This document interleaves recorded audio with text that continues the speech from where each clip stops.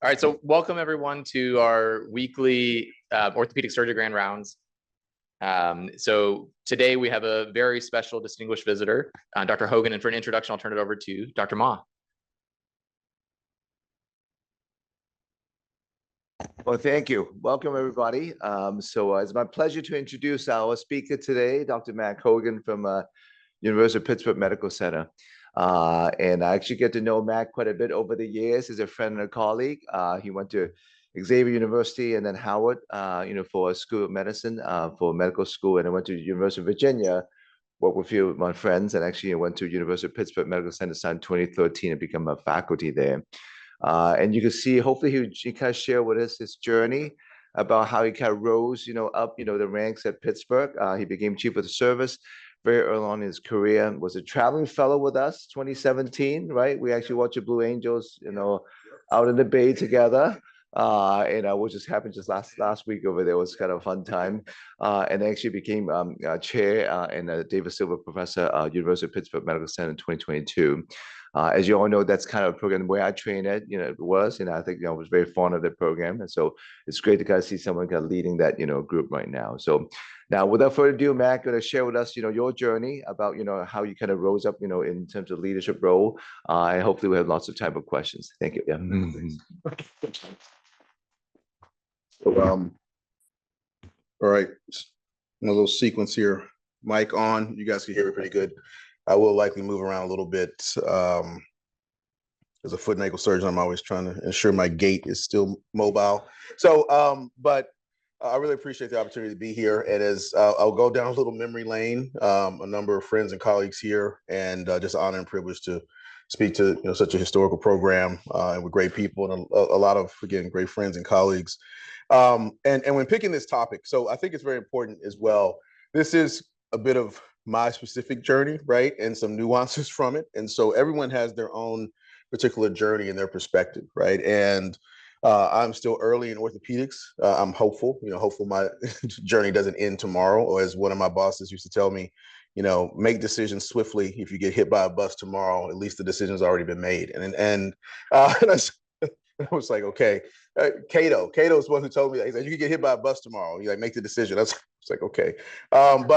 So we'll talk a little bit about that, and in talking with Ben, Dr. Mav, what can we talk about? We had a good foot and ankle discussion yesterday, and we'll do some cases more today, but we'll have a little fun with this. So no major disclosures relevant to this talk. I say yes to a lot of things, still learning, or how to say the creative no.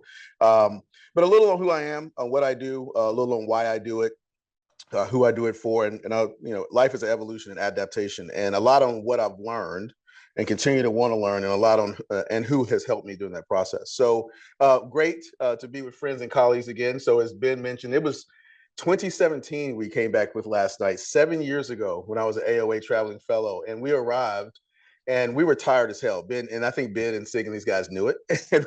and they said, we've got a full day of activities. And it was the middle of the traveling fellowship. It was a great time. And I must say, and I would say this to others, this was probably the best. It was the best stop on the journey, because we stopped. My co-traveling fellow, who I'll speak about, Scott Tintle, was in the Navy, and Brian Waterman were in the Army, and they said, we're going on the boat. We're going to see the Blue Angels during Fleet Week. And I think, Scott was like, he was literally like in grade school again. He was like, you can't, it's kidding me. And so we spent a day on the boat. We started when it was bright and early, and we ended when it was late.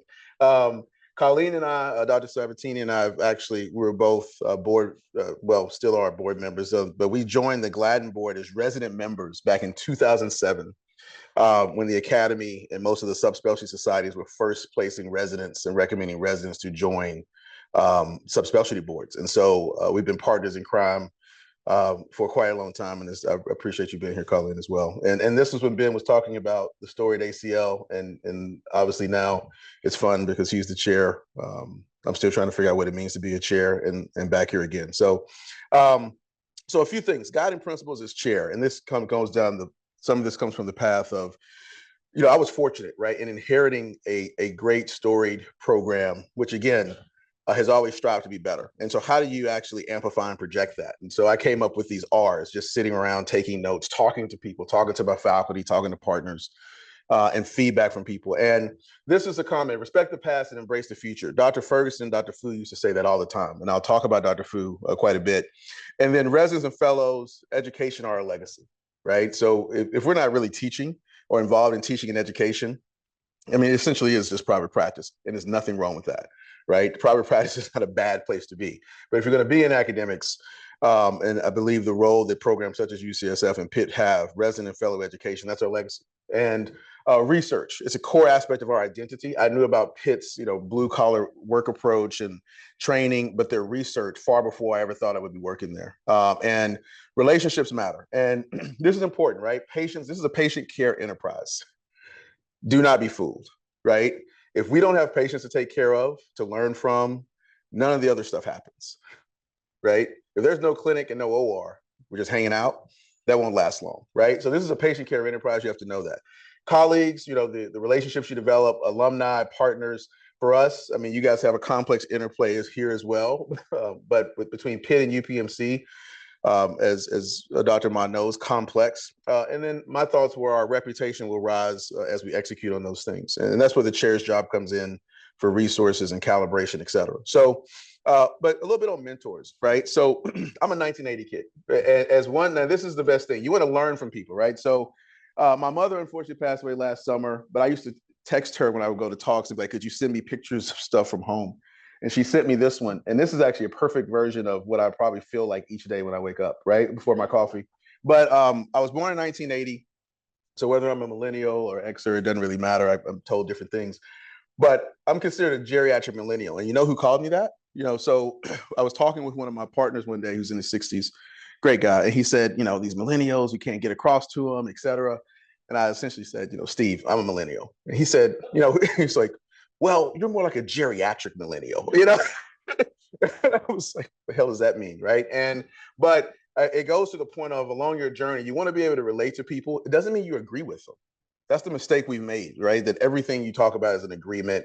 You like my point of view, right? And if you do, then we can be friends. If you don't, then I don't know. I mean, that doesn't have you, you can't get far in life with that. But so that's my journey. And then, so my first life and business mentors are my dad and my brother. We talked to some of the residents last night about that. This is my dad. Both of these pictures I keep now because this was the first picture with my father after COVID, right? So he's in his 70s. Pretty healthy, had a small heart procedure like a year and a half before COVID, right? So they didn't travel. They stayed in Alabama. They didn't move. They basically went home in the church outside for like 2 years. But this was the first time we visited him. I'm still working on trying to get a power beard like this guy. And this was when I was at my high school prom, back when buttons were hot. And I just really thought I was special. And this picture here is my brother. I have one brother. He happens to be a VP at Pepsi now. And he's 10 years older than me. So he's like a father/brother. And this was the first visit with him for his 50th birthday during COVID. He didn't know we were coming. And my daughters kind of surprised him at the door. And so you have to remember those memories. So, but you want to find your goal, know your goal, and own your goal, right? The path will come. And you have to be dynamic and adaptive with this. And I'll talk a little bit about that with some people. So I grew up in Muscle Shoals, Alabama, as mentioned, small town in the Northwest. My dad worked for the government, which is a Tennessee Valley Authority, a major power company. Public power utility. So he traveled a lot, but I never felt like he wasn't home. I think that was, kind of a curse for me because I traveled early on and it's like, do my kids really know I'm there or not? So I always try to make it home for dinner when I can, a couple of days a week. I'm not perfect at that. And even last night, one of the residents was in the car with me, Omer was with me, and my 11-year-old, who I saw that morning, right? I took a later flight so I could kiss her goodbye that morning, her and her sister. She's coming from, my wife picked her up from theater school. My wife's a physician. And she's like, oh, tell your dad. She had this exciting thing to tell me. She was so excited about what she wanted to tell me, she forgot I wasn't going to be home later. Right? She was like, hold on, I forgot. She's like, where are you? And as I'm in San Francisco, she's like, oh, you're not going to be home, so I'm going to tell you now. Those are the little things that remind you of what you mean to people who care about you, right? She was so excited about telling me something later that she forgot that she was going to get home and I wasn't going to be there. So, but her mom remembered. And she literally called me and said, yeah, you need to talk to Monica because she thinks, so you want to have that relationship. But my dad traveled a lot as we convert. But orthopedics is personal to me, right? I had a horrible Weber C fracture dislocation when I was in high school. The guy on the other team sideline came onto the field. He essentially said to me, you should think about orthopedics. The rest was history. This was not my surgery. But this was, right? I talked about this last night with some of the residents. What do you guys think about this? Looks good or malpractice? No, seriously. Wait, what do you think? Anybody? Who says it's acceptable? Anybody says it's acceptable? Silence is golden, right? So I had a single screw. This was, again, not my surgery. I had a single screw. They didn't plate the fibula, right? I was 17, so it's like he'll probably heal it. Same thing, or you cast it, right? Now, respectfully, the fibula's a little short. You wonder, oh, single screw, et cetera. But for those who've been around for a little while, guess where this came from? This is from skeletal trauma when I was a resident, 2008 edition, right? Standard of care for, not standard of care, but appropriate fixation for a syndesmotic injury. Put in the screw. They probably should have put me out to a little length. Now we would plate this, right? We would make it perfect. And done by a well-trained surgeon in a textbook. That's what you have to remember, right? That's why sometimes we keep those in the library and you guys are like, why do we still have these books? So you can remember this was written by someone and saying appropriate and basically shared with the world. So I had a single syndesmotic screw. This is my ankle now, right? So you still feel a little lump. My daughters were feeling my fibula from time to time. Like, what is that? Doesn't look that bad, right? I should just lose some weight. Got a little arthritis. My medial ankle joint, they didn't fix my deltoid. All good. I'm still functioning, but again, right? So we're still learning. Huge loose body in the front of my ankle. This was about 8 months, about a year ago. I had that when I was a fellow in my fellowship. That's the one Marty O'Malley offered to remove. I said, absolutely not. Because, I don't have any clicking or mechanical symptoms, and I'm functioning pretty well, but could I be better? Probably. But am I horrible or am I worse? No, I would say I'm doing okay. This is the guy who fixed me, right? This guy was Jimmy Andrews trained sports fellow, great gentleman. His son is now an orthopedic surgeon. I still visit with him regularly. He was on the other team sideline, took care of me. Every time he sees me now, he says, hey, Hogan, you're not limping yet, right? He says, how does your ankle feel? I'm like, feels okay. He's like, you had a bad ankle. I mean, he literally said you had a bad injury. I mean, it was dangling in the wind, but essentially he's done better for me than I could have done for myself. So relationships, that's the first tenet of this. When he came on the field, my dad, before he went into economic development, was actually a teacher working his way through grad school, right? My dad coached this guy in 7th grade. True story. So when he came on the field to reduce my ankle, he saw me. My dad had come down to the field and he said to him, he said, Coach Hogan, is this your boy? Is this your son? And my dad said to him, he called him AE. He didn't, he was on the other team. He's like, oh, you're back? And he said, oh, we'll take care of him. So that's fate, right? I can't, and from that point, he said, hey, I heard you're a pretty smart kid. You're thinking about medicine. My brother was an engineer. He said, you should think about orthopedics. Up until that point, I had shadowed a pediatrician, family practice doc. I was thinking, should I go into pharmacy? I liked chemistry. So he became my first orthopedic mentor. I shadowed him every holiday and every summer.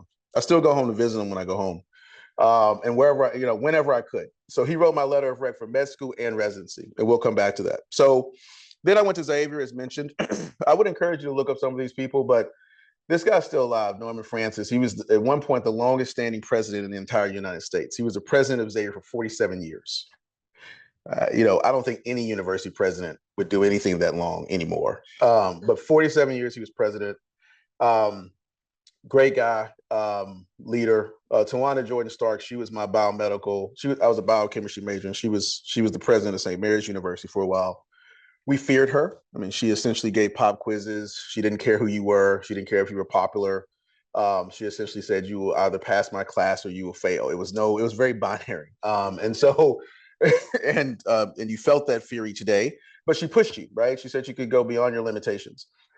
This is the person I will say, if you're going to Google anybody, Google him. He just passed away about a month ago. So J.W. Carmichael, and what he built at Xavier with several others, is by many considered one of the best health science training programs in the country in physical sciences. They put more African Americans and underrepresented minorities in medicine than any other institution over that time. And it was featured in Time Magazine, New York Times, and he just cared about teaching people. It was very sporadic. Grew up in Illinois, never had a family, never married, never had children. And he just was committed to the university. And there are more probably physicians and physicists and dentists floating around because of him than a lot of individuals. So again, impactful leadership and guidance. So Xavier was great. I had a good time. It was the best 4 years of my life before I met my wife. And New Orleans was outstanding. And it was an expectation of excellence. So I was in a fraternity. Of the 8 of us here, 6 of us are physicians. One's a superintendent of a music school, and the other is a judge in Seattle. So those are my fraternity brothers. And so to many of them, like this guy Jason is like an aerospace physicist who's somewhat concerningly nerdy. But I'm comparing, but at the same time, you didn't want to be an underachiever. So, but at that time, and this ties into some things, I was fortunate enough to be a MARC scholar, which at the time was named Minority Access to Research Career Scholar, funded through NIH. It was actually changed first in the state of California. After the original conversations around affirmative action, the title was changed so that it would not say minority. That was way before the Supreme Court ruling. That was about 20 years ago, where they changed it to maximizing access to research careers for underrepresented minorities and women. And I was a Howard Hughes scholar there. And this will tie into the research desire. So remember the Howard Hughes reference. So I went to Howard, as mentioned. This was Richard Grant. At the time he was there, he had just stepped down his chair, and he said, "You want to be an orthopedic surgeon?" I said, "Yes." And he said, "Okay." Right. So the one thing I would say, you want to find mentors who are willing to support your journey.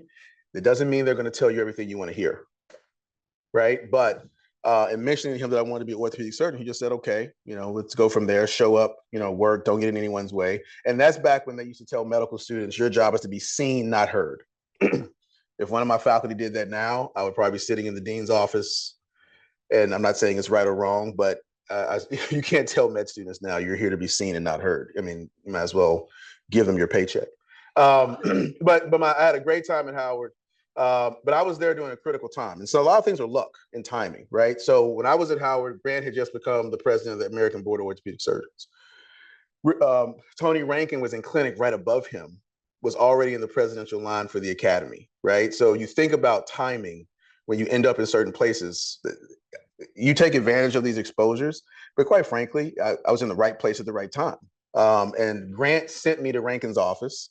He said hello. I heard him on the phone talking to him saying, "Hey, I think this kid has a good soul. You should just talk to him for a few minutes." And you know how it is. But I mean, somebody wants to send a med student to your clinic when you are literally seeing 65 patients between meetings. You're like, why are you sending this kid up here? And Grant said to me, "Just go upstairs, say hello, don't get in his way, and then come right back." Like, don't do anything else. I went there, introduced myself. He saw like 3 or 4 patients, came back, asked where I was from, saw 3 or 4 patients, came back. And he said, "So you want to do orthopedics?" And I said, "Yes, sir, if I have the opportunity." He said, "Okay, great. You can come to my OR anytime. Thanks." And that was my cue to leave. Right? There was no time to ask more questions. Can I set up time with you? No, it was like out of the door. And that's how that started. And so Tony Rankin and Bob were the chair and program director at the time. And Bonnie Mason, who a number of you know, who started Inf Dimensions. So she was my med student advisor when I was a first year. You got connected with someone who was in the field you wanted to go into, called medicine and society. And so I just got lucky. So I was assigned to Bonnie. Bonnie had just started practice with Grant. That's how I met him. So he was already across town by then. So I would have never met him had I not been assigned to her. And she's also who introduced me to my wife. My wife ran track in college. My wife approached her about orthopedics, and then several years later, she introduced us. And so I owe her a great deal. So timing. So Alvin Crawford, you're like, why is he up there? So again, this is the importance of relationships, and it'll tie into food. So Crawford was leaving Cincinnati Children's at the time, right? And this is the thing of impactful.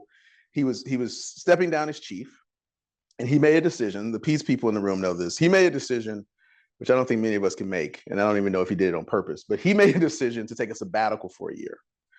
And when Alvin describes it, he wanted to step away. He didn't want to crowd the new chief and be in control with him there. And I believe him. I mean, and so for a year, he essentially went around the country teaching, traveling. He's a big musician. And he came to Howard for a month to teach anatomy to the med students. So I was a 4th year med student, and they said, "Hogan, you and this other guy who's also an orthopedic surgeon now, you guys have to tour him and take care of him for the month he's there." So myself and several junior residents took him back and forth to the lab. He did med student first year anatomy, musculoskeletal, and then he taught the residents anatomy for their cadaver courses. And so that's how I met Crawford. So I essentially met this guy who I've never crossed paths with purely because of a decision he made to be at Howard just when I was there, right? So, timing. I met my wife, Danica. Some of you have met her. She's a force. She tolerates me. And so I'm fortunate with that. But she's a radiologist with a focus on breast imaging and PET CT. And so few are lucky to have the other half fit. So for me, that's good. So my road to UVA. So again, I was fortunate. And Cato, so I went through 3 chairs at UVA. Cato, well, 2. Cato was the chair when I arrived. Then he left. 2 chairs, 4 program directors, right? So if you mention that on OrthoGate now, what are the students going to say? Unstable environment, do not go there, right? But I turned out okay, right? So Cato was the chair. He was there for 2 years. I went there as a 6-year research fellow on his 232 grant. Bobby Chabra and Shep Hurwitz were so even the program directors changed from my interview to match day, right? It's like, all right, no big deal, right? You don't ask questions, you just show up. You're excited to be there. So Shep became my program director, and I got lucky, right? I was interested in foot and ankle, didn't know. No one had gone into foot and ankle from UVA for 25 years. He was there for 1 year. And then he became the executive director of the board of orthopedic surgeons, which you have to serve from North Carolina. It's the one board position that you actually can't stay at your institution. You have to be at headquarters. And so for a year, he was my PD. It was great, right? And then Chaba was the associate PD. Then Dacus came and became the associate PD. Carson was one of the associate PDs as well. So I had 4 different program directors. And then Abel became the chair when he left. He became the vice chair. Miller was the chief of sports. He still messes with me about not doing sports, but we'll tie into that. So this was my match class, right? So Erica Taylor's at Duke, Keelan Miller's in private practice and resurgence in Pittsburgh, in Atlanta. Yao is at Duke now. Bawachi Ajay, his dad, is probably one of the greatest pediatric spine surgeons to ever walk the earth. Now is in Ghana, retired. And Melissa Willenborg is doing joints. So that's who I matched with. Because I went in the lab, this is who we graduated with, right? So Grant was our graduation speaker. Laura Gill is in peds. I'm still alive. Erica's running the world from Duke. Winston Guafme is the residency director at UVA. And this is John Scanelli, who's a joint surgeon in DC. So we had a great time. But Hurwitz said to me, he said, so you want to be an orthopedic foot and ankle specialist, surgeon, scientist, and educator. I enjoy teaching. I said, I know I want to do academics. I know I still want to do research. He said, it's probably a little aggressive. He said, okay. And so he essentially said to me, just be a solid resident, get a walk on water recommendation for fellowship. That was back when it was not purely handshake. The match existed, but it was still kind of iffy. Dr. Ma's laughing, but you guys have no idea. I remember going to meetings and people literally, I lost a job before I even got to the airport because I didn't tell them yes when I showed up, right? So it is much better. I'm not saying it was right, but it definitely forced you to make some decisions. And so if you're wondering why I wear bow ties, it's because my original program director and chair both wear bow ties. And they both said to me, you can't go both ways. They said, you have to pick one or the other. And that's a true story too. They said to me, they're like, I see you in some pictures, you're in a regular tie. Then I see you in another picture in a bow tie, you got to pick one. And so also Cato and at an AOA meeting, Cato and Shep said that to me. And I said, all right. So listen to your mentors, right? I reviewed your ORAF grant application, the resident grant. And I said, yes, sir. And, you get time with the chairman, you think you're going to get a little bit more, right? You look more pictures. That's all the guy said to me. He was like, you need more pictures. And I was like, more pictures. He said, you are competing with PhDs, NIH grants that they have given to residents that they have worked on a subset. You need more pictures. You need to draw in the reviewers. He's like, trust me, more pictures. And then he said, let me know after you submit. It was not let me review it again. It was let me know after you submit and good luck. So they don't always tell you what you want to hear. That's the one thing about mentors. Those are the best mentors and allies. If they're constantly telling you everything you want to hear all the time, you need to get some additional opinions or perspectives, right? And you also want to give them challenging things, right? Don't put yourself on an island where the only time you talk to people when things are going well. And then you have just long draws of where, everybody's busy. So I'm the worst. I miss text messages. So people will contact my wife because I'm not really on social media, right? I'm not on Facebook. One patient told me I'm not patriotic because I didn't have, you're not even a patriot of America. You don't have a Facebook page. True comment from a patient, right? But so you want to stay in contact with people. So why the more pictures work? So I got the ORAF grant, and this ties into the relationship. See, regular tie, right? I was a fellow at HSS, and they took this picture. Our research team was great. We really worked a lot of work on tendon regeneration. Gary Bellion was our chief of research at that time. Roshan James is now in industry. And Chabra, I was his first lab resident. And that's when I was thinking about hand, I told the residents. And what the future may hold, I had a strong interest in regenerative medicine, materials, cell science. And that was really a catapult for my career, getting that ORIF grant. I didn't really know it at the time. You know, Dick Whitehill was a spine surgeon, and we were at the coffee stand, and he approached me. He said, "Congratulations on this resident grant." And I was like, "Oh, well, thanks, Dr. Whitehill." You know, he was one of those guys you feared, didn't really talk to. And he said, "You know, things like this could really springboard a person's career." He said, "So you should take advantage of it." It's like $20,000 in like half of a year. I don't even know how I'm gonna do the study, right? But at the same time, but you know, you trust some of these people, right? So a lot of work, you know, I probably operated on like 500 rats while I was in the lab, and then the remaining years of residency. And it was a great time, right? And so if you want to understand, last night we went over one of the basic science studies. I've probably seen more rat Achilles tendons than most, but it was fun.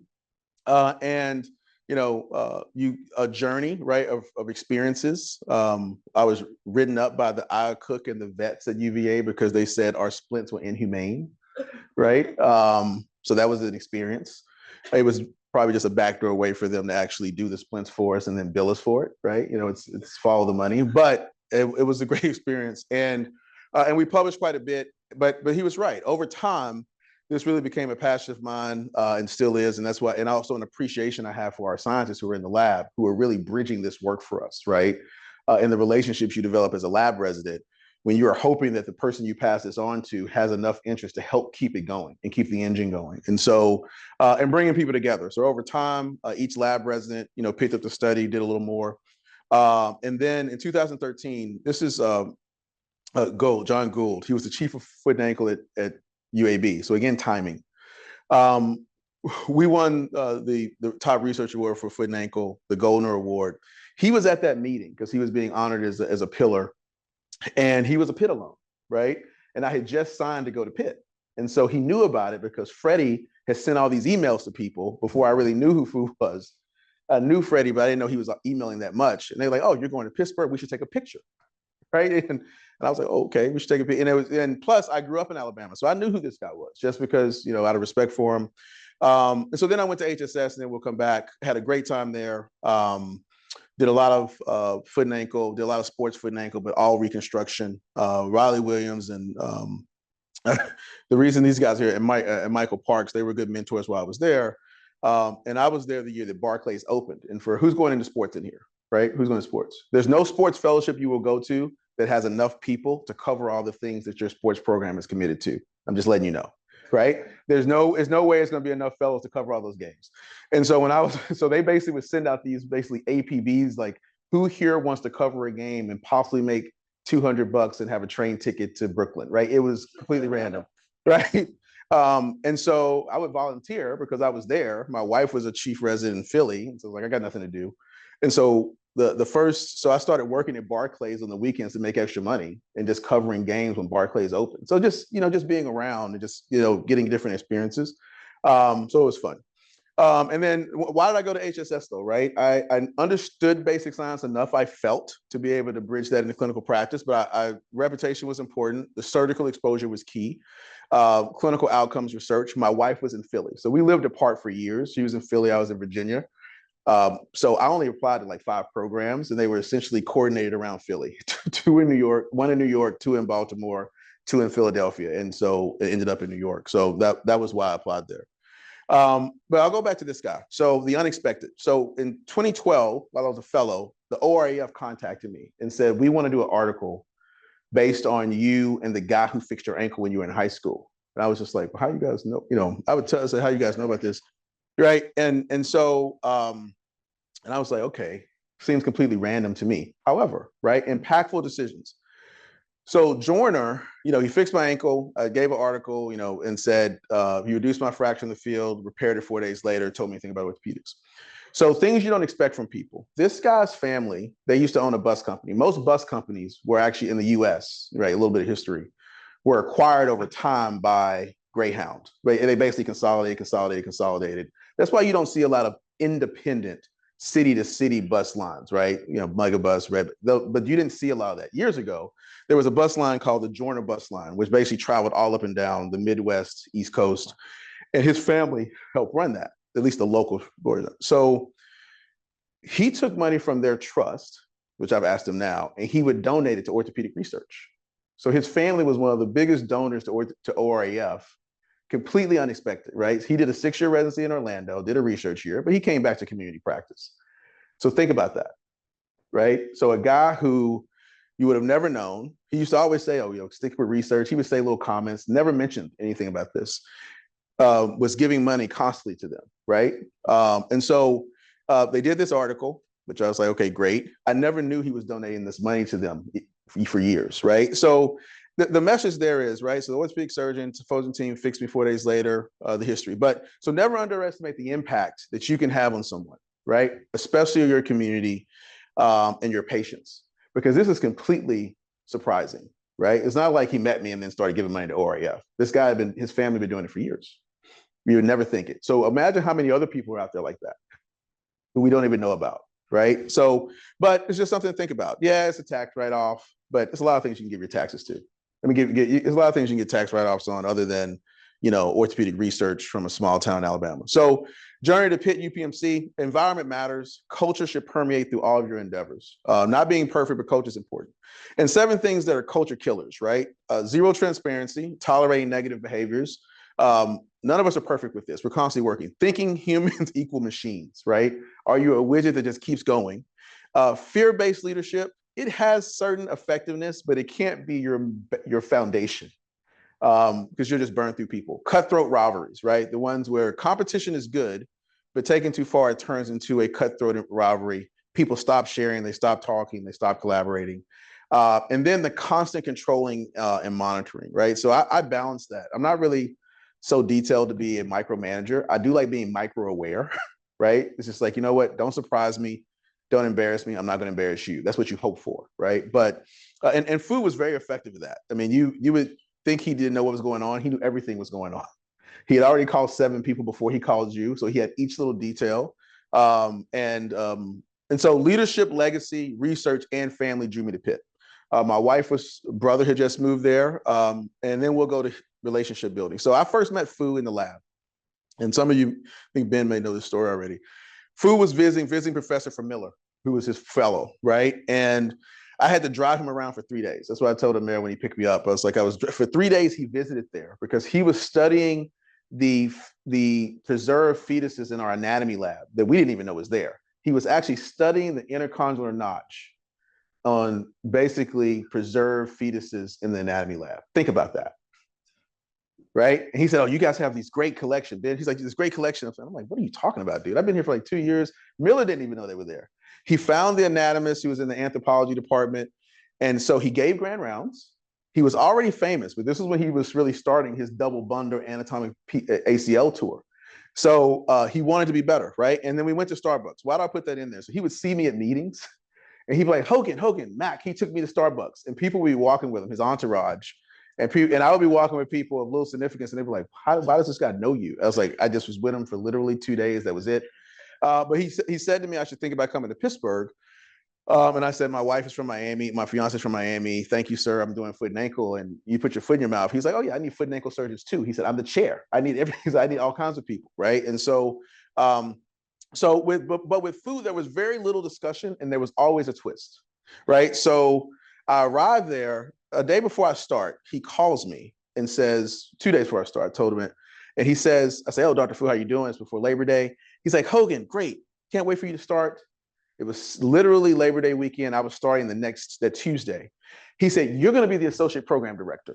He was like, you go talk to Deanie, the program director who I met, and it'll be great. I talked to your people. I read your CV. You'll be fine. All right. Talk to Deanie. Thank you. Talk on Wednesday. I'll announce it. Bye-bye. Hangs up. And so my wife was she's like, oh, what's Dr. Fu talking about? And I was like, he said I'm gonna be the associate program director. And she's like, I mean, my wife was a resident too, right? She's at this point, she's starting fellowship. She's like, well, how's that gonna work? She was like, you just graduated. She was like, who's gonna listen to you? And I was like, I don't know. But there was very little, it wasn't even a discussion. It was complete, it was a monologue, right? And I just said, okay. And but be adaptable, right? Things do not always, it's the typo, go according to your plan. So I said legacy and history. So some of you should know this guy if you don't. Jim Kane was the executive vice chair when I interviewed at Pitt. And so when I was looking into the job, I remember Hurwitz, Cato, all these people, Grant, they were like, if you could go work at a place like Pitt, even if it's not your final resting place, it's a great experience. They said it's very few chairs left like Freddie, right? Who just have this passion for teaching, education, navigating it in a big health system. You guys are fortunate to have Dr. Ma with that here, who can balance that and really wants to see people grow, right? And I said, okay. And then they said, and Jim King is there, and he's a phenomenal person. They have a great, they have a great history. They knew Donaldson. So when I interviewed there, I was like, okay, great. I'll be working for this guy for a while, and then this guy will be my chair, and it'll be great. I mean, that was in my mind, right? This was going to happen. So you want to be adaptable so you don't freak out. So when he decided to go to Harvard to become chair, it was a big deal, right? And still very close with him. And this was one of my first visiting professorships at Harvard Brigham after COVID, and my first in-person one, literally a couple of months after I became chair. And he and I laugh about it. We talk about, I was like, look, I was supposed to be working for you and still should be. But he's been a great mentor, and I know I can call him about anything. So legacy. So it's been mentioned, my journey has been somewhat, so I started as 2 days before, true story, 2013. It was supposed to be a 5-year stint. Things changed. The program director's wife, they were in their 70s, Vince Deeney, great Peds guy. His wife basically said, I'm ready to move back to Philly. My grandkids are getting big. I'm leaving. You're welcome to come with me, right? And so he essentially said, yeah, I was going to be here for a little longer, but I'm retiring in 6 months. And so I became the program director much earlier than expected. That was also during the traveling fellowship, associate professor, vice chair. I was crazy enough to get my executive MBA during that time. Freddie said to me, he said, I'll support you doing this, and, if you want to do it. He said, but I think it could kill you. He said, your wife could leave you. He said those words to me. He says, because he was from a generation where you learn so much on the job. And it was a decision I made, but he supported it and was fortunate to become a professor. And then unfortunately, Dr. Fu passed away, and has been mentioned, took over his chair. So I remind people, orthopedic surgery is fun. So I love what I do. So I still operate, now I'm down to probably, it's either 2 to 3 clinical days a week on average and flexing. And then the research practice is still active. But, don't let anyone pull you out of the OR. That's the one benefit we have. It's a great place. So story program, I'm the 6th chair of a very old department. This year, we just celebrated 115 years. And we have a dynamic program, really fortunate for the residency we have. I mean, I inherited an environment similar to here of inclusivity. Fu would look for the best people everywhere, and he didn't shy away from it. I mean, it's just who he was. It didn't mean it did not have some controversy, but we've got a great program, great place, and people going to other places around the country.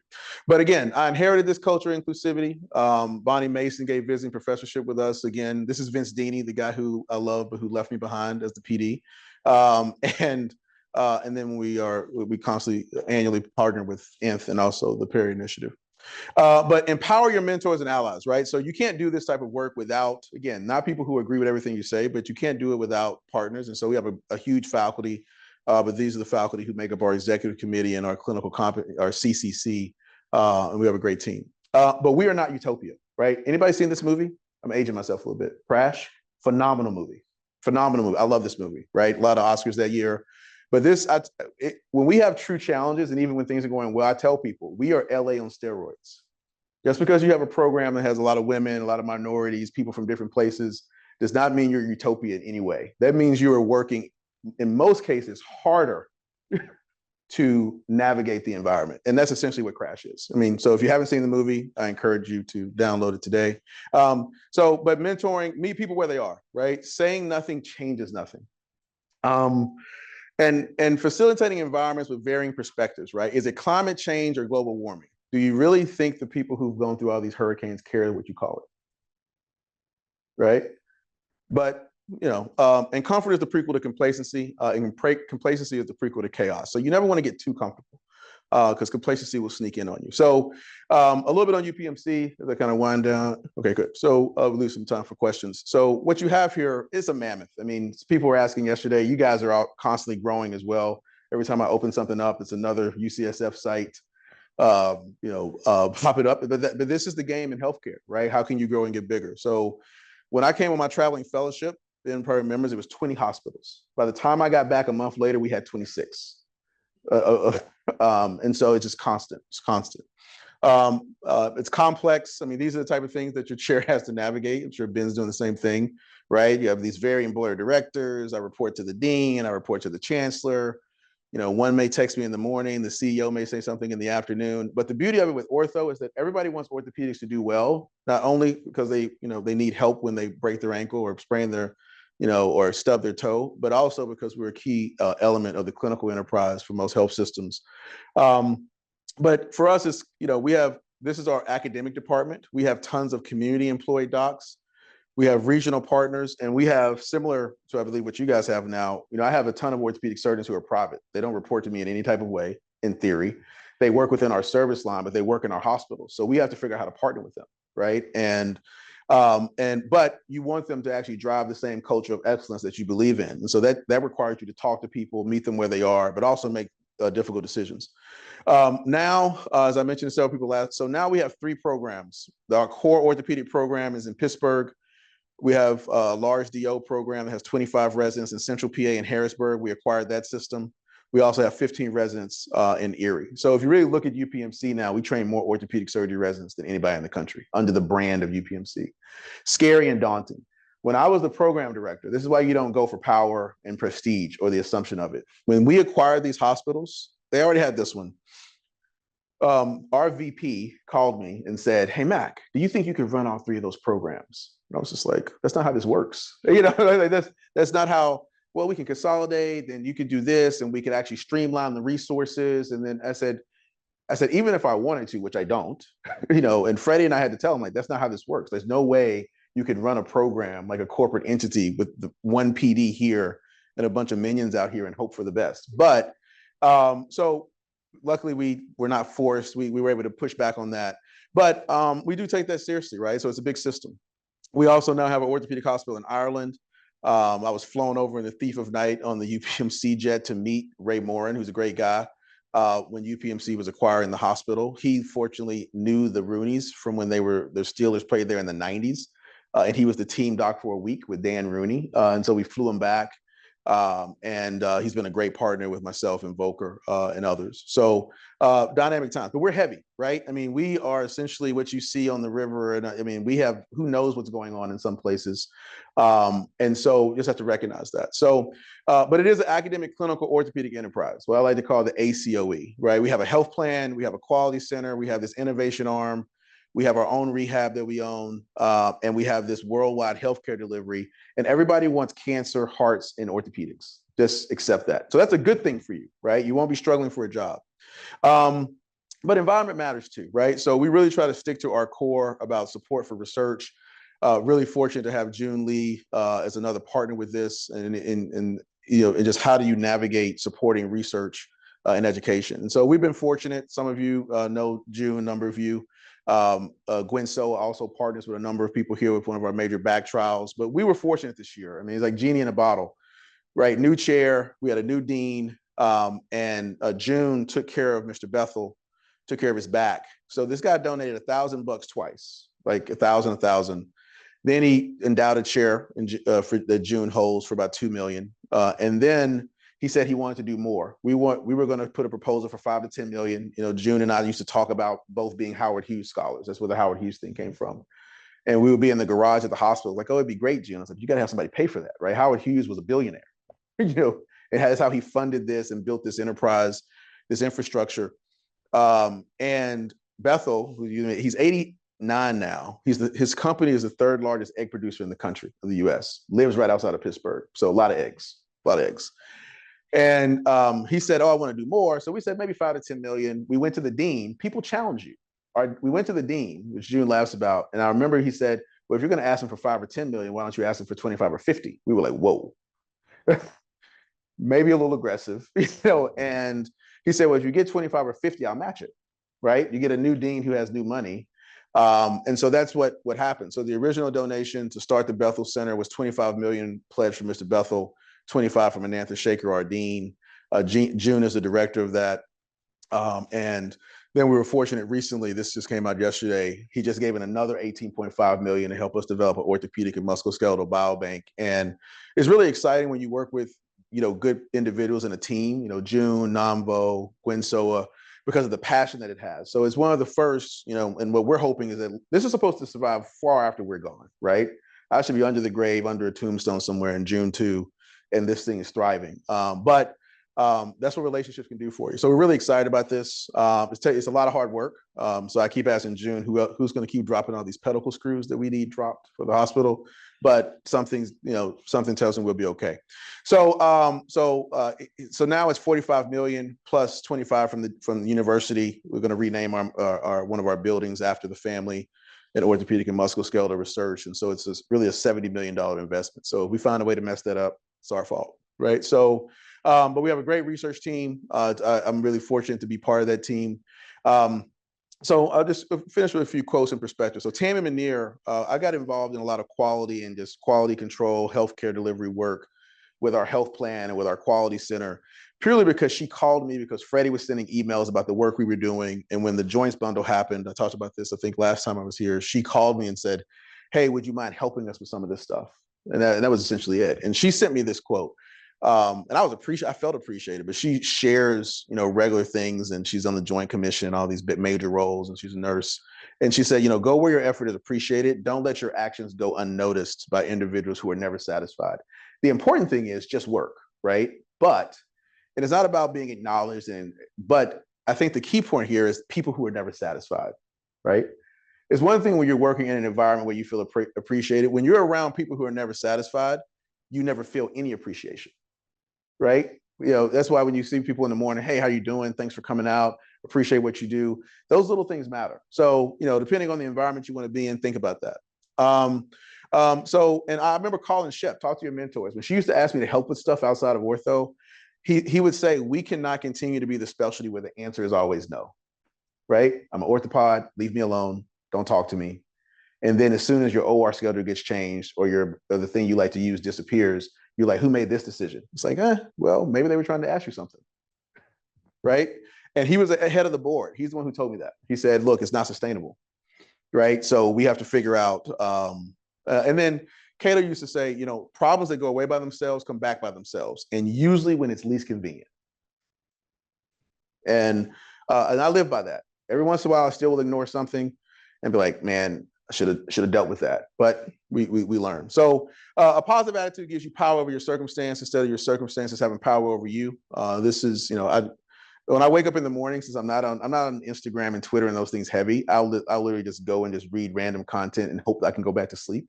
And I try to read positive things. I used to read the news, not positive, not positive. So I try to get my background on my phone to where it's at least feeding me positive things to think about. And I don't click on the news in the morning anymore. So a little more on relationships. Relationships and partnerships matter, right? You want to really build healthy relationships, important things. It's key to success. And so we've got a great team. Albert Lynn's my program director. Volker is our chief of sports. And Dr. Ma, this was us at the AOSSM at the Broadmoor in Colorado. The Pitt alumni. And so Dr. Fu, the traveling fellowship, which I'll talk a little bit about, and I am winding down now, is that he said, you go on the fellowship, because he was an AOA traveling fellow. He said, you go on the fellowship and you tell them about what we're doing here in Pittsburgh. Very simple instructions. And it was a great team. I was really honored to be a part of this group. Scott Tintle, Bishra Ravi, Brian Waterman, and Christina Goldstein. We just had a great dynamic group. And that's when first visit here. This was our first stop in Alberta. And everybody's doing well now, which is a positive. But again, lifelong relationships. But we wrote our article. We made sure to put this in, right? Because the 5 fellows came from a diverse social, ethnic, religious, political, educational, and clinical backgrounds. The group discussions were lively and engaging. It's one of the longest sentences on the planet, but somehow it still made it into the article. But it meant a lot for us, and so I encourage you to seek those things out. But the question is rarely what; it's usually the how. So perpetual optimism is a false multiplier. Encourage good work, reward great work. We've gotten used to just rewarding good work, like, oh, good job, let me do something for you. No, right? That needs to be the baseline, right? You want to reward great work. Never look down on anybody unless you're helping them up. This is a problem we have too, right? Not ortho, just as humans, right? I try to do this with my 9, 11-year-old, right? You know, they're going back and forth. I'm like, look, one day you guys are going to have to really help each other. So don't look down on each other. So find your goal, know your goal, own the goal, the path will come. And it's not about you. And I think that's the important thing I've continued to learn, not just in leadership, but in life, but definitely as a chair, it's a balance, right? You know, of any environment you're leading, just like when you're in the OR, it's not really about you. It's about the patient and everybody who's trying to help you get to the end goal. You do have to know how to be a driver, though, and navigate an environment. Otherwise, when you finish that time out, everybody's waiting on you, right? Everybody's like, hey, what are you about to do? And they need to know that you can guide them to the finish line. But you have to be about it, right? So you have to have focus. And then this is actually a good one. Humility plus clarity, no courage, indecisive, right? Courage, a little humility, minus clarity, a little impulsive. May not be bad from time to time, but people can't follow you. They're just kind of like, what's happening, right? Clarity, courage, no humility. That is just pure arrogance. This is a good one, right? It's just like, you know what? I'm very clear on what I want. I'm brave enough to tell you, and I really don't care what you think, right? Pure arrogance, right? And so, but humility plus clarity plus courage, that is where leadership really jumps in, and I'm still working toward that. So be not afraid, be courageous. You know, food was definitely that. I mean, I'm definitely walking in the footsteps of a giant. And so the thriving principles. I started off with the chair principles but so remember, things could always be worse, no matter what happens. I do this a lot. If you're a golfer and a bad golfer like me, this definitely gets you through the day, right? But it could always be worse. I think it's important to remind yourself of that. My dad taught me that. He said, look, no matter how bad things get, if you think about it enough, something could have been worse about that situation. And that gives you foundation to move forward. Relationships matter. If you think they don't, you're not going to go much far in life. You'll be okay, particularly as an orthopedic surgeon, but you're not going to thrive. Remember, we're in the greatest field in medicine. And I talked to some of the residents about that last night. So I love orthopedics. My wife knows I'm a little bit wacky about that. But think about other fields of medicine, and no offense to them, right? Most other people are doing everything possible to run from their discipline. How do I get away from my discipline? We spend more time like, you know what? End of the day, a clinic and an OR, that's probably the best part of my week. Nobody bothers the chair when he's in clinic or the OR. Any other moment, it's just like, you know what? You're essentially meat for us to bite on. But when you're in clinic and the OR, tell them to call us back, right? It's like, oh, great. So, but greatest field in medicine, right? So enjoy it. And remember who you're in the game for, right? So, and remember who in the crowd matters the most. So this is my family. This is my family in 2017, 18, when I was doing the traveling fellowship. The Bulldog was still alive. He still is now, but he's getting close. He's like 11. My wife hates him still. So, but these are my kids then. And then, you know, them growing over time. My wife ran track at University of Miami, so her allegiances are very clear. This is our first time going out of the house during COVID. Look how happy they are. They're like, mommy and daddy are both home. We don't even care about this pandemic, right? Like, life is good. And then they just keep getting more and more expensive, you know, but but remember that life really is about balance. I did not want them to ride horses. If you ever get invited to farm camp, I was sucked in because I'm a rural kid. They went to farm camp. It's basically just a side gig to get them to eventually fall in love with horseback riding, right? Smart business model. But and so with that, all in girl dad, they're fun. And I really appreciate you guys' time. And this is a good one, right? I was giving grand rounds somewhere, and all my kids said, they think about, when will you be back? And so this is them now. Monica's 11, Kiana's 9. And they said, Daddy, we're having the sneaker ball. You're a foot and ankle surgeon. You have to come. And so I was going to Georgetown to speak for Jay Khanna for the ORIF symposium. And all they cared about was like, okay, great. So you'll be back for the ball, right? And I was like, well, I guess I will be back for the ball. So just remember that and have fun doing what we do. And this has been an unexpected journey for me, but it's been fun. I'm huge into fantasy and sci-fi stuff. So this was essentially Comic-Con when I was a fellow in New York. So I had to take a picture with Gandalf and Frodo and save it for life. So thank you. And I hope that did something other than give you a concussion, put you to sleep. Thanks very much, Jim.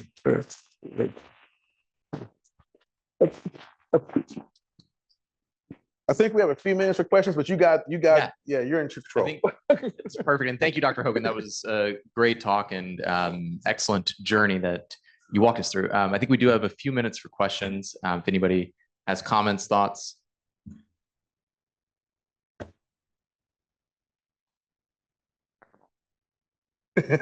Well, Mac, wow, welcome back to UCSF, and Yeah. thanks for sharing. Yeah, This could appreciate it. easily be like a whole day, discussion. Okay. So thanks for summarizing, like, everything in a, short, like 1 hour over there. So, obviously, mentors and mentees relationship very important. Yeah. You kind of highlight that. Share with me, like, how, as a chair right now, what are the best way that you could kind of relate to the faculty, and like, obviously you have a big department. Yeah. What are, like, the advice you have for me or others who in a leadership role, that how to connect with your faculty, or like to people that report to you? Like, what are good, kind of little tips you may have? Yeah. Yeah, I was going to ask you that on the way to the airport, but I don't like, so how are you? No, but so I do believe you have to be willing to communicate and talk with people. Again, even people who you don't always agree with, now you don't want to waste time with dialogues that are never going to go anywhere, right? That's what you give it a few times, and then I remember Freddie, some of his best lessons, he'd say, you know what, move on. He would just kind of just wipe it, like, move on, you've tried, we'll figure this out. So you have to communicate with people. Listening, and I didn't have this in it, listening to understand is totally different than listening to respond to people. So I'm working on that to get, look, I'm social. I talk more than I should. So when I sit down with people now, if they come in, I try to either put my phone on my desk or put it behind me to where, or I'll face it down, and try to listen to understand where they're coming from. And I'll try to take notes after, and in hearing that, I try not to make impulsive decisions too, or responses, because then they wonder if, did you really hear them? And then talking with people and using the team, right? I think building a team is key. So our executive committee, we really came to coalesce to meet when Freddie was ill. And I do not hesitate now to reach out to either my senior partners or a junior partner who has a relationship with someone and say, hey, look, I was chatting with so-and-so. I will talk to the faculty member about it. Like, hey, I'm going to talk with, look into this, may talk with this individual. Are you comfortable with me sharing it with them? So they also understand that transparency and build trust, and say, I may have them reach out to you. I'll circle back with you. Is that good? That has been very helpful for me, right? Because sometimes when you hear things and you start assuming immediately, like, okay, what's this person up to? What, like this, particularly if it's something that's bizarre or different, or it only impacts them, right? So I try to ask the question of, how is what they are asking for, how can it positively impact the team? And I'm working on this. And then I'll have somebody else call them, say, hey, Bill, give so-and-so a call. June knows this too. I'm like, hey, June, I was talking to the person about research or about this, reach out to them, see what they think. I told them I may have you call them. And then you kind of bring together. I have found that to be helpful too, because people also, they take it as, okay, oh, wow, like he really is actually trying to go down a path of understanding where I'm coming from. That does take more time. When you actually need to make, decisions, you say, hey, look, I start putting deadlines on myself. Say, you know what, we're going to circle back in a week. And in those scenarios, I will walk out to my admin and say, get us back on the schedule next week. It also puts it to that person I'm meeting with. Oh, okay, like we need to make a decision on this, right? And I'm not going to just let this linger forever. And it basically just drags the environment down around you. So that's how I've tried to do it. And I try to encourage the program directors to do the same thing with the residents. Like once every 6 to 8 weeks, we'll just meet with a couple of the residents or meet per class, and just found that's helpful. But it's still evolving, Ben. I can tell you there's some faculty I feel I have great relationships with. There are others where it's neutral. It's others where I'm like, are we actually going downhill right now? Or is this a fun roller coaster? Or is this essentially, but it's more of the upward and good place than there are the challenges. So great question. Dr. Sabatini. Mac, it is like phenomenal to be here and to hear this talk from you, and really to bear witness to your meteoric rise over the last 17 years that we've been working together. And I just, some of what you sort of presented might have made it sound like it was luck at times along the way. And certainly there is luck for all of us, but everything you have accomplished, everything you have done is due to incredible vigilance and hard work and dedication on your part. And it has been just phenomenal to see your career projection over these 2 decades. To the residents and to the medical students who are in the room, I think that was great advice to, the leaderships of the departments that you just shared, but to the young folks, what are the specific things that you remember doing when you reached out to, to the Cato Lorenzens of the world, when you reached out to the Richard Grants of the world? You didn't just like roll up and was like, yo, I'm Mac Hogan, I want to be an orthopedic surgeon. What is the work that needs to happen to make those contacts successful and those mentorship roles, the mentor-mentee relationship successful from the mentee perspective? No, thanks for the kind words. You and I have been on late phone calls before, talking through the chaos of the journey. So I appreciate that, Colleen. But for the students, so I think there's some core things. Being around helps. Like, we are in a field, the students and residents who I have the most concern about from being when you've been in a place for 4 or 5 years, no one knows who you are, couldn't even pick your face out of a lineup, but you're around one of the largest or most prestigious programs in the country. And so everyone's busy, and COVID had a big impact on this. But before then, the students who everybody's like, who's this kid? Like have we met him? You almost feel bad that they just not been around at all. Not that so you want to be around, you don't want to be annoying, right? I mean, I hate to say it that way, but it's very true, because then those other unique opportunities, and people say, oh, you know what, reach out to this person or that person. Maybe they can just come by and learn how to be comfortable in your space while also being comfortable in silence, right? I'm here, I'm observing, honored to be here, understanding my space, read the room. I think that's important. And then when you reach out to people, it's so many communication flows now. I just encourage people not to be discouraged. I've had tons of emails not be replied to back in the day. Tons. I'm like, okay, great. When I see him the next time, I'm gonna say hello. I'm not gonna leave with, I emailed you and I didn't hear back from you. And you're like, oh, okay, great. Get in the line of like 1,000 and 1,600 people. How are you doing today? How are you doing today? What are you doing? I think that's important. And then build relationships nearby, right? So if I think about it, I met Dr. Mason. I was shadowing in her clinic as part of my assignment, happened to meet Dr. Grant. She's like, oh, you should meet Dr. Grant, right? If I was annoying, she wouldn't have actually, not saying that, if I was annoying or complete deadbeat, she would not have said, hey, Richard, meet this kid. If when I met him, again, if I was annoying, complete jackass, excuse my French, or just completely clueless, there's no way he would have said, hey, it was 3 weeks into my rotation in the summer with him when he said, I want you to go upstairs and meet Tony. And I was like, who's Tony? Well, Dr. Rankin. I was like, oh, okay, great. And you go, I think that's helpful. And then study the field by observation, just being around, right? I mean, and I think that's very helpful. And then be diligent and just intentional with your presence. You don't have to be everywhere all the time, but when you're there, just kind of be locked in and research things. There are so many things available. Fu was phenomenal with this. He would have his research team. You're coming to the ACL capital of the world. You should probably go online and just type in the person's name and say, Fu, ACL, and just know that this guy publishes on ACL, and you'd be surprised how many people, he's like, are you awake? Are you asleep? Right? You check what's in your coffee every morning on an app. You can at least go online and say, what does this guy do? Like, what does she do? What are they passionate about? Not to lead with it. Like, oh, I heard you published on this and blah. No, then you start going down the annoying path, right? You're like, okay, this person, a little too much, but just be aware and do the same thing you did to get to that point of greatness, right? There's no way you started med school without checking what does UCSF do. There's no way you actually master in residency, some with a computer maybe. No way you did that without checking what the actual program has. So just follow those same tenets that have continued to get you here. But remember, Tomlin had a great quote, and it's not him, but he says, this year I had him come talk to our residents, like this secret stealth 20 minutes of leadership. And he talked about climate control for 15 minutes. It was week 1. I was like, if they lose, Art's gonna kill me. But he snuck in with one of his people, talked to just the residents, because I was like, I can't have this public. Everybody has an opinion. He just talked about climate control. And he said, create an environment for success. But remember, what got you to this point is not going to be what necessarily gets you to the next point, right? So navigate your environment, recognizing that. So, and then learn, but still have fun. It is much easier to deal with someone who has fun and is a team builder. You want that person around. So that's the advice I would give. And that's it. And then when people ask you to do stuff, your no's, you can't start with no. You can say no more and more. You have to find a creative way to say, how can I pull someone else into this, et cetera. So eventually but if you start off with, told the residents last night, this is a long response, I'm sorry, but I told the residents last night, they asked about jobs.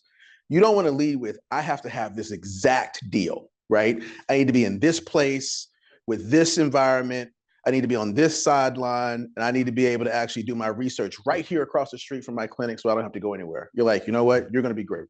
You're just probably not going to be great here. It's good. And you may be great, but you're not going to be happy. And if you can't find some happiness, you're not going to thrive, right? So with that, do what these guys do. I mean, you guys have some of the best orthopedic surgeon leaders in the country in this room. So I would take advantage of it. Just be around. All right. So maybe we'll wrap up there and then transition to case conference, but Okay. we have a plaque to commemorate your visit. So Okay. yeah. No, thank you. That's awesome.